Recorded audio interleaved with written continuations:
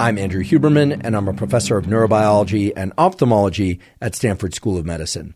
Today, we're talking all about sleep and how to optimize your sleep.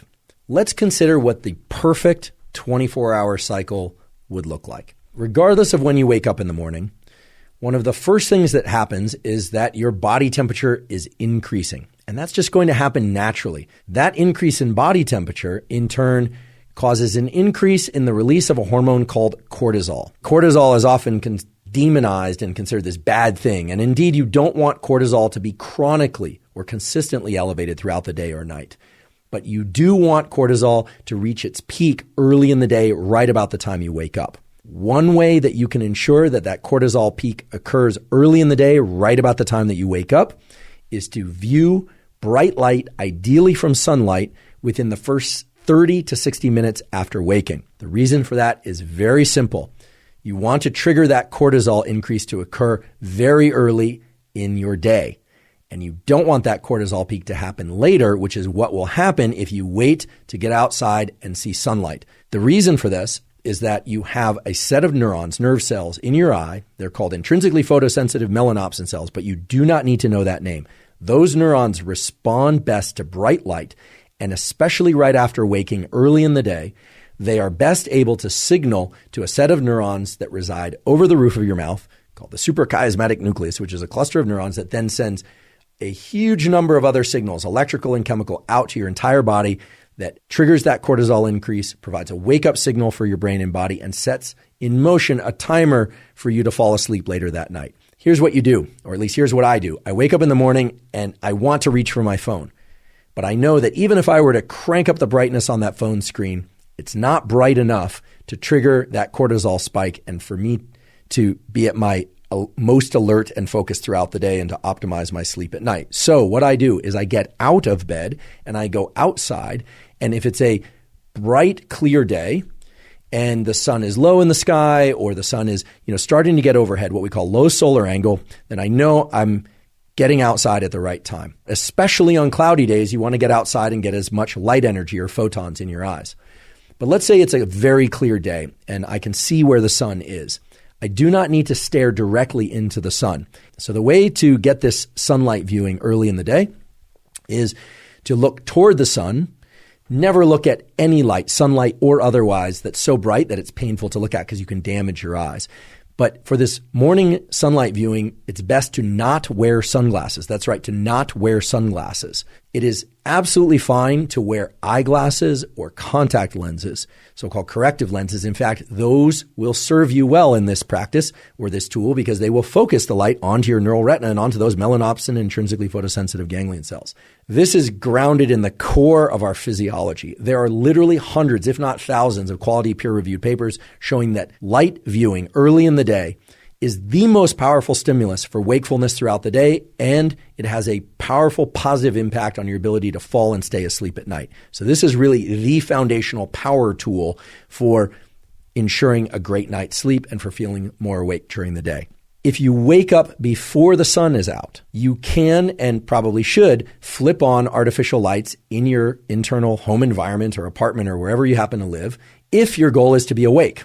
Right? If you wake up at 4 a.m. and you need to be awake, well, then turn on artificial lights. If you're asking whether or not turning on artificial lights can replace sunlight at those hours, unfortunately, the answer is no. Unless you have a very special light, we'll talk about what kind of light, the bright artificial lights in your home environment are not, I repeat, are not going to be sufficiently bright to turn on the cortisol mechanism and the other wake-up mechanisms that you need early in the day. The diabolical twist, however, is that those lights in your home or apartment or even on your phone are bright enough to disrupt your sleep if you look at them too late at night or in the middle of the night. So there's this asymmetry in our retinal, our eye biology, and in our brain's biology, whereby early in the day, right around waking, you need a lot of light, a lot of photons, a lot of light energy. And artificial lights generally just won't accomplish what you need them to accomplish. But at night, even a little bit of artificial light can really mess up your so-called circadian, your 24-hour clocks, and all these mechanisms that we're talking about. On cloudy days, you especially need to get outside.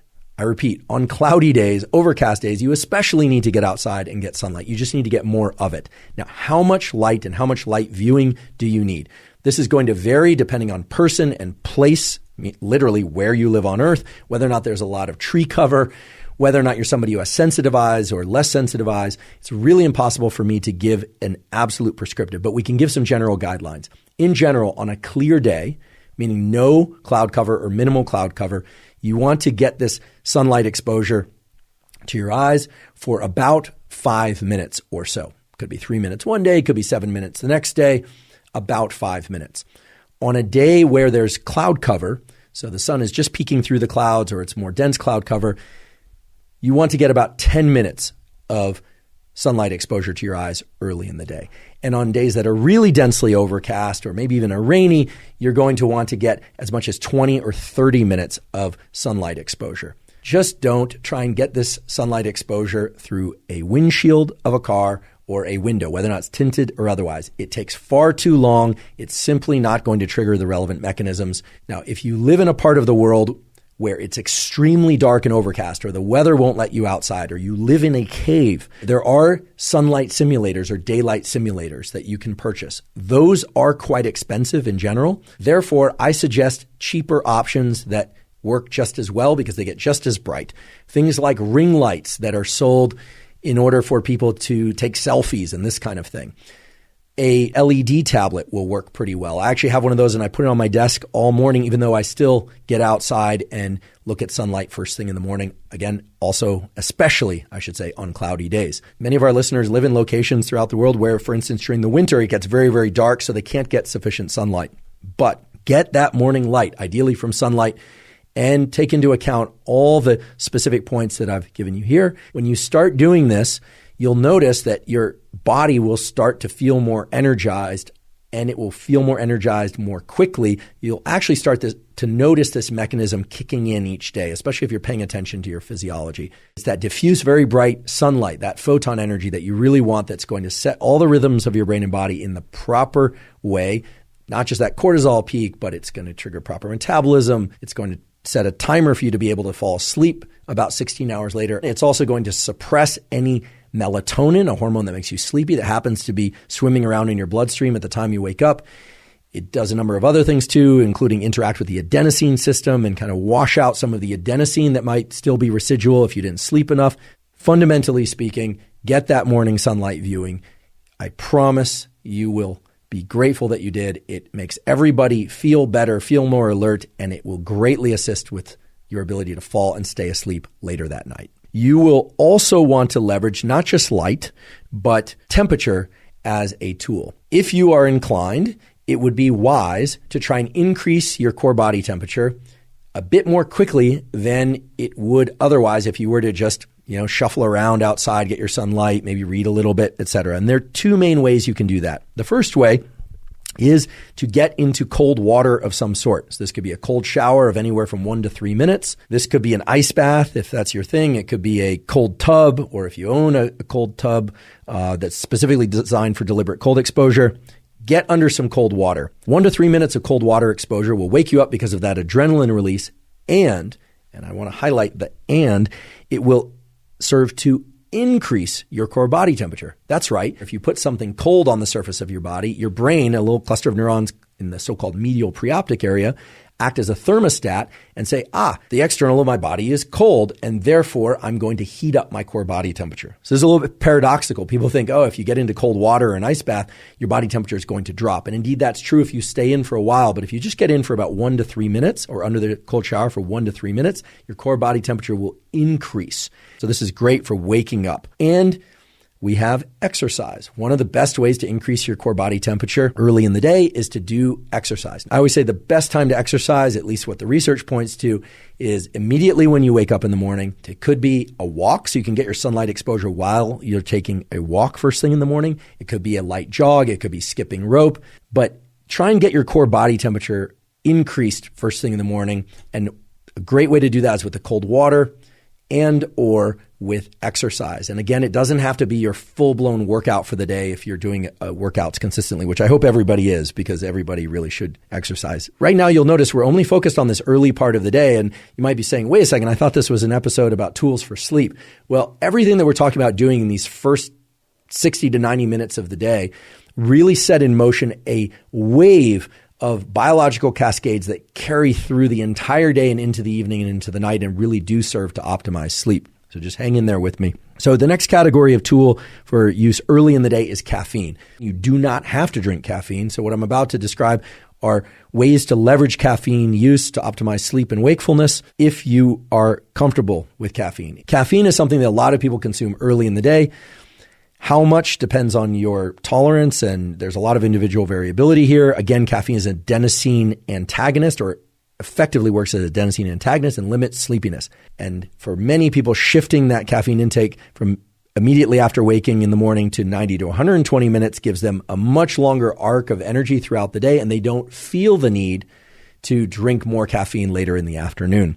If you do drink caffeine later in the afternoon, really try and limit the total amount or drink decaf. Certainly keep the total amount to less than 100 milligrams if you are interested in getting into the best possible sleep. And I say this knowing that many people, including myself, can drink a double espresso with 200 milligrams of caffeine or more at 5 p.m. or even 6 p.m. or after dinner and still, quote unquote, fall asleep fine or still sleep fine. There are more and more papers all the time that point to the fact that caffeine intake late in the day, after 4 p.m., that is, can really disrupt the architecture of your sleep. So you might think you're sleeping well, but you're not sleeping nearly as well as you could if you avoided caffeine in those afternoon hours. Now, some of you might be doing your main bout of exercise first thing in the morning, and you want your caffeine before that bout of exercise. In that case, I say go for it. I absolutely respect the fact that people have different work schedules, kids schedules, etc. So if you want to do some or none or all these tools, that's really up to you. I'm just providing them to you in the simplest form that I can possibly provide them. Now, the other lever or tool that you have available to you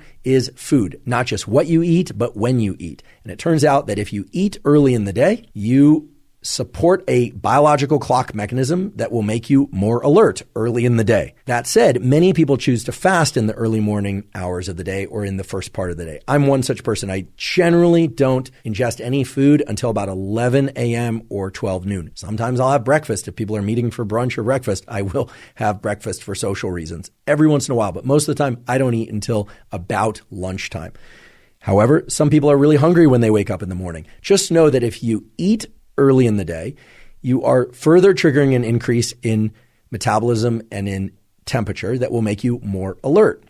So you don't have to eat early in the day, but you can start to see how these different tools layer together. Sunlight viewing, exercise, cold water, eating. Many of them are converging on the same mechanisms. In fact, when you drink caffeine, there's also a small increase in body temperature due to the adrenaline increase that it stimulates. So all of these things can be layered on top of one another, or you can use them individually or think about them individually. Now, food is an interesting lever or tool because it's not just about when you eat, but it's also about what you eat.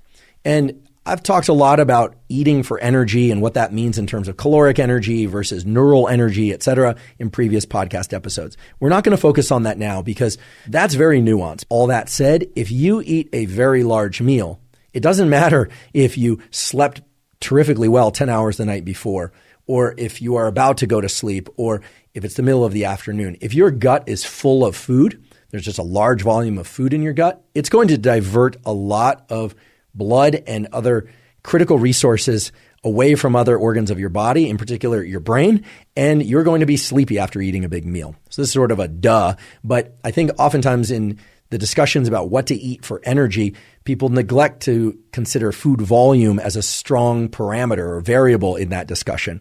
So if you eat a huge breakfast, it's likely that you're going to be tired immediately after eating that breakfast, unless, of course, you exercise very hard prior to that and you're metabolize all that food very quickly. So if you do decide to eat in the first few hours of the morning, just understand that you are setting or you're helping to set a food entrained, as it's called, circadian clock.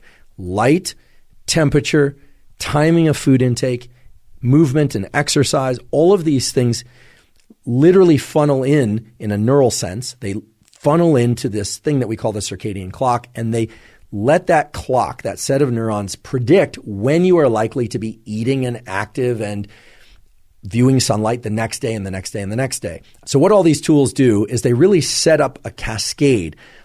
Think of it as kind of a wavefront of wakefulness and focus throughout the day. It'll take you through the middle of the day and the afternoon, stages we'll talk about in a few minutes. But really, they take you to this period that is about 5 p.m. until your bedtime, a second critical period in which you need to leverage particular tools in order to get and stay asleep optimally and to be able to sleep through the night. So really, there are 3 critical periods throughout each 24-hour cycle. And during each of those critical periods, you're going to want to do as many specific things as you can to optimize your wakefulness and focus and mood throughout the day and your sleep at night. The first critical period is the one that we've been talking about up until now. Things like morning sunlight, viewing caffeine, 90 to 120 minutes after waking, exercise, and so on. And it really encompasses the time from which you wake up until about 3 hours after waking. The second critical period is the time throughout the day and afternoon leading into evening. So you may ask, what are the things that you can do throughout the day, the middle of your day and into the afternoon and evening hours that are really going to set you up for the best possible sleep later that night? Well, there are a few do's and there are a few don'ts. First of all, be careful about ingesting too much caffeine throughout the middle of the day. That's kind of an obvious one for the reasons that we talked about earlier. Second of all, if you are a napper, and I raise my hand now, for those of you listening, I'm raising my right hand because I love naps. I've always loved naps. Should you nap? Should you not nap? That's a question that I get asked a lot and that I asked Dr. Matthew Walker when he was a guest on this podcast. Here was his answer, and here's what the data support. It is fine to nap in the afternoon, but don't nap so late in the day or for so long that it disrupts your ability to fall and stay asleep at night for your major sleep bout. I should also say you do not have to nap. It's kind of an interesting phenomenon that happens on these podcasts and on social media where we'll talk about naps and the fact that naps are great and don't make them longer than 90 minutes. But then all the non-nappers get really worried. Like, wait, am I supposed to nap? I don't like naps. I wake up groggy. You do not have to nap. In fact, if you can make it through your whole day without napping, great, more power to you. So this critical period throughout the day is one in which most people are doing a lot of stuff. They're emailing and picking up kids and they're exercising and they're commuting and doing all sorts of things, taking phone calls and Zooms, etc. But if you can get that period of deep relaxation through a nap or NSDR, that's going to serve you well. Try not to drink too much caffeine, certainly no more than 100 milligrams of caffeine after 4 p.m. if your goal is to fall asleep at a reasonably normal time. And for those of you that exercise in the afternoon, understand that if you exercise very intensely, so this might be weight training or running or some other very intense exercise, typically that's going to further increase your body temperature and it's going to so-called delay your circadian clock. It's going to make it such that you want to fall asleep a little bit later, maybe even a lot later. So if you're exercising in the afternoon or evening and that's the only time you can exercise or that's the time that you prefer to exercise, great. Just know that you are delaying your circadian clock. You are making it such that you will naturally want to go to sleep later and wake up later. Contrast that with if you exercise early in the day, say immediately after waking up or in the first 0 to 4 hours after waking. In most cases, that's not going to shift your circadian clock much. This critical period 2, or second critical period, I should say, during the middle of the day is a time in which you should be doing certain things and avoiding doing certain things. So that raises the question of whether or not you should also be getting a lot of light, in particular sunlight, throughout the day. Now, on the face of it, you might just think, yes, sunlight's great. Provided we're not getting a sunburn and we're not staring at the sun and damaging our eyes, we should get as much sunlight as we possibly can. However, because light is such a powerful stimulus for controlling the timing of your sleepfulness, or sleepiness, I should say, and wakefulness, we might want to be cautious about how much light we are viewing in the afternoon, in particular in the early evening hours. Well, turns out it's not so straightforward. Viewing, so sunlight to the eyes, sunlight in the late afternoon and evening hours, so again, depends on time of year, depends on location that you happen to be in, but getting some sunlight in your eyes for, again, maybe 5 or 10, maybe 30 minutes, depending on how much cloud cover there is. Doing that in the afternoon serves an additional beneficial purpose, which is you inoculate your nervous system against some of the negative effects of bright artificial light or even dim artificial light in the nighttime hours between 10 p.m. and 4 a.m., which is really critical period 3. And we'll talk about what to do and what to not do during critical period 3 of every 24-hour cycle. But to make it very clear what I'm saying here, get that morning sunlight in your eyes, but also get some sunlight in your eyes in the late afternoon and evening hours when the sun is at so-called low solar angle, when it starts to descend in the sky. Getting that sunlight in your eyes in the late afternoon and evening signals to that clock that it's evening time and that sleep is coming. It also serves as a second anchor that tells your brain and body, hey, it's evening, the sun is descending. Those yellows and blues and oranges that you see in the evening sunsets, those signal to your brain and body that evening is there and that nighttime is coming. And they're really establishing a second reference point or wavefront of biological signals that are going to optimize your nighttime hours and your transition into really terrific sleep. So now let's talk about what I'm calling critical period 3 of each 24-hour cycle. So this would be the period of time of late evening. So it might be 6 p.m. for some, depending on when you go to sleep, or 7 p.m., extending into the hours in which you decide to get into bed and go to sleep, and then throughout the night. There are a number of things that you're going to want to do, and there are a number of things that you are going to want to avoid doing in order to optimize your sleep. First of all, you're going to want to avoid bright artificial lights of any color. Once the sun goes down, you would be wise to try and dim the lights in your indoor environment. If you are going to use light at night, and most people do, I would encourage you to use as little artificial light as is required to carry out the activities you need to require safely. If you're watching a television show or you're watching something on your computer, dim that screen way, way down, as dim as possible, while still, of course, being able to view what you need to view. That bright light exposure will absolutely quash any melatonin that happens to be circulating in your brain and body. Now, melatonin, a lot of people think of as a supplement, but melatonin is naturally released as the evening comes about and into the nighttime hours. It's the hormone that makes you feel sleepy and allows you to fall asleep. So viewing bright light in the late evening hours and nighttime hours is really not good for your sleep quality and your ability to fall and stay asleep. So for most people, a simple rule of thumb is going to be avoid bright artificial lights of all colors, and in particular, overhead bright artificial lights between the hours of 10 p.m. and 4 a.m. Use only as much light as is absolutely necessary in order to carry out the routines and activities you need to carry out safely.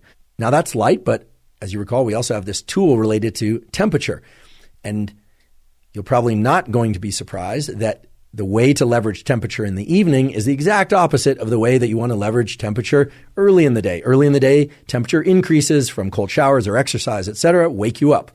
What that means is that taking a cold shower late at night is probably a bad idea. Rather, taking a nice hot bath or a sauna, you might think would heat up your body. And indeed, that's what happens if you stay in a very long time. But if you do hot tub or a hot bath or a sauna in the evening and you don't stay in for more than 20 or 30 minutes and you get out, you take maybe a cool-ish shower or a warm shower, then what happens is there's a compensatory cooling off of your core body temperature for the reasons we discussed earlier, and your body temperature will drop by 1 to 3 degrees, and it will make it much easier to get into sleep. So if you're somebody that enjoys hot baths, hot showers, or hot tubs, evening and nighttime is going to be the best time to do that if your goal is to facilitate sleep. Similarly, you should try and make your sleeping environment pretty cool, if not cold. Now, that doesn't mean you need to be cold while you're asleep.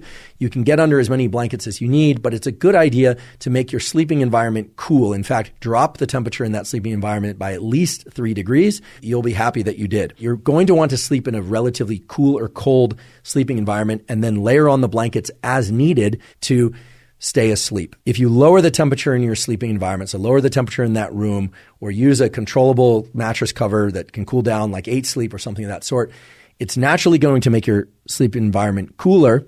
And if you're too warm under the blankets, all you have to do is extend a hand or a foot out from under those blankets. Whereas if the sleeping environment that you're in is too warm, there's very little you can do to cool off besides push off those blankets. But if the room is too warm, well, what are you going to do? You'd probably have to put your hands into some cool water or take a coolish shower or something for a couple of seconds. That's not very practical. I would be remiss if I didn't touch on alcohol and CBD and THC. Many places, but not all, THC is illegal, although there are medical uses, and some places it's decriminalized, other places it's legal. Alcohol, of course, is consumed almost as frequently as caffeine is consumed. The sleep that one gets after drinking alcohol is greatly disrupted sleep. THC and alcohol do help some people fall asleep and maybe even stay asleep. The architecture of that sleep is suboptimal compared to the sleep they would get without alcohol or THC in their system. So I'm not here to tell you what to do or not to do. I'm certainly not the substance police. That's not my role. I'm just reporting to you the biology. If your sleep is not restoring you to the extent that you feel it should, or if you are regularly relying on a drink or two in order to fall asleep, or THC in order to fall asleep, that is disrupting your total pattern of sleep. Okay, so you've done everything correctly up until now. You got your morning routine from critical period 1. You got your afternoon routine. You saw some sunlight in the afternoon. You avoided caffeine in the 8 hours or 10 hours before bedtime. You're not drinking alcohol. You've cooled down the room. You're doing all these things right. You've dimmed the lights, et cetera, et cetera. What else can we do in order to optimize our sleep? I always say behavioral tools first, then look to nutrition, then if necessary, look to supplementation. And then, if still necessary, look to prescription drugs, obviously prescribed by a board-certified physician. There are supplements that for most people will greatly improve their ability to fall and stay asleep. And the 3 main supplements in that category or that kit of sleep supplements, and I've talked about these before, are magnesium threonate, so THREONATE, apigenin, APIGENIN, and theanine, THEANINE, theanine. You don't necessarily need to take all 3, although many people get a synergistic effect from taking all 3. You may not even need to take even 1. What I recommend is that if you're already doing all the behavioral tools regularly and you're still having trouble falling asleep and staying asleep, well then you might try one of the supplements within this sleep stack. They do have fairly wide margins for safety, although I should also say anytime you're going to add or remove something from your supplement protocol, your nutritional program, you definitely want to talk to your physician. I don't just say that to protect us. I say that to protect you. For most people, the margins of safety on these things are going to be pretty broad. For some people, the dosages of any one or several of the supplements I mentioned will be 0. That is, you won't need them in order to get and stay asleep most nights of your life. For many people, however, taking 145 milligrams of magnesium threonate can be very beneficial. Some people need to go a little higher. Some people need to go a little bit lower. 50 milligrams of apigenin. And again, you could just take the apigenin on its own. And 100 to 400 milligrams of theanine taken, again, alone or in combination with the other supplements mentioned in this stack, many people find allows them to get really drowsy and fall asleep, sleep really deeply, and they feel much more refreshed the next day and they don't have a grogginess. About 5% of people report that magnesium threonate really disrupts their gut. It gives them diarrhea or gastric distress, in which case, don't take it. Now, in a slightly different way, many people who can tolerate magnesium threonate or really thrive on magnesium threonate and like apigenin might find that theanine, even at the lowest dose of 100 milligrams, because again, the range is 100 to 400 milligrams, that theanine gives them such vivid dreams that they actually find it disruptive, or they wake up in the middle of the night, or they find that the sleep that they're getting is kind of anxiety ridden because of the intensity of those dreams. So some people might choose to leave theanine out of the sleep stack and just take magnesium threonate or apigenin. And again, some people might leave magnesium threonate out of the sleep stack. All of this is really about finding the supplementation protocol that's ideal for you. I should mention that whether or not you're taking 1 or 2 or 3 of the components of the sleep stack, the ideal time to take those is 30 to 60 minutes before bedtime. That sleep stack can be very beneficial to people, and I do think that it's preferable to melatonin. First of all, melatonin is a hormone that you endogenously make. The dosages of melatonin that are contained in most commercial products is far, far, far greater than what we would make endogenously. So it's really physiological. So that's of concern because melatonin is not just responsible for making us sleepy and fall asleep. It also does things like interacts with other hormone systems, testosterone and estrogen, even in the puberty system in kids. Is taking melatonin every once in a while a problem for adjusting to jet lag, et cetera? Probably not. I would even say no. But taking it chronically over time, especially kids taking it chronically over time, can potentially be problematic. I do want to mention a couple of broad contour tools that will impact your ability to sleep really well on a consistent basis. And the one that impacts the most number of people is weekends. Turns out that most everybody feels the impulse to sleep in on the weekend, especially if they've been out late the night before. However, the data show that keeping relatively consistent sleep and wake times is really going to enhance the quality and depth of your sleep. So if you stay out late one night, Sure, you might allow yourself to sleep in an extra hour or so, but you should really try to avoid sleeping in longer than an hour beyond your normal wake-up time. It would be better to wake up at a consistent time, plus or minus an hour, and get a nap in the afternoon, provided that nap, again, isn't too long. Now, a couple of final points and additional tools that I think are going to be useful to everybody, in particular people who have young children or are following a shift work schedule or who are experiencing jet lag.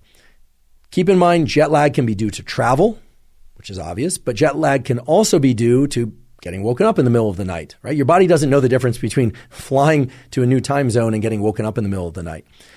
The tool that I'd like to offer you is an understanding of something called temperature minimum. And I'm going to make this as simple as possible, and I'm confident that everyone can understand this, even if you don't have any science background. Here's the question you need to ask yourself. What is your typical wake-up time? If your typical wake-up time most days is 7 a.m., well, then your temperature minimum is 5 a.m. That's right. Your temperature minimum is not a temperature. It's a time within your 24-hour cycle. Approximately 2 hours before your typical wake-up time, your body is at its lowest temperature that it will ever be in the 24-hour cycle. That's why it's called your temperature minimum. Here's what you need to know about your temperature minimum. If you view bright light, exercise, or drink caffeine, or all of the above in the 2 to 4 hours before your temperature minimum, that will delay your clock. What that means when I say delay your clock is it will make you want to go to sleep later and wake up later the next night. Okay, so let's run this exercise for you, the person waking up at 7 a.m. on a regular basis. I can predict with almost certainty that your body is going to be at its lowest temperature at 5 a.m. So what that means is that if you get up at 3 a.m. or at 4 a.m. and you flip on bright lights in your house or in your bathroom, or you have a cup of coffee, or you do any kind of exercise, or you get up and head to the airport, the mechanisms in your brain and body that control timing of sleep and timing of waking will shift. They will delay. It's as if you put your clock on hold for a little while and then let it start again.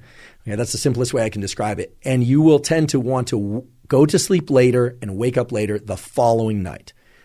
Now, the opposite is true if you view bright light, drink caffeine, or exercise, or socialize, I should say, in the hours immediately after your temperature minimum. So for you, in this example, the person who's waking up at 7 a.m., your temperature minimum is 5 a.m.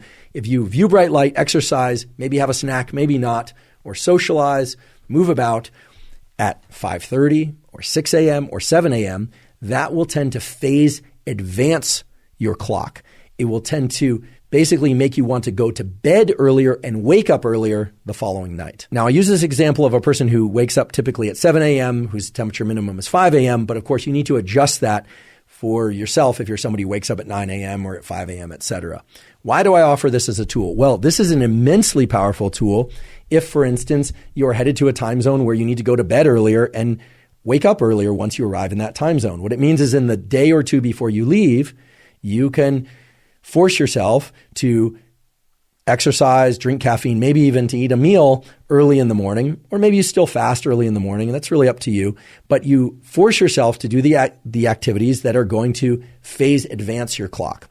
Whereas if you're traveling to a time zone where you are going to need to go to sleep much later and you're going to need to wake up much later or even a little bit later, you can do those things in the hours prior to your temperature minimum.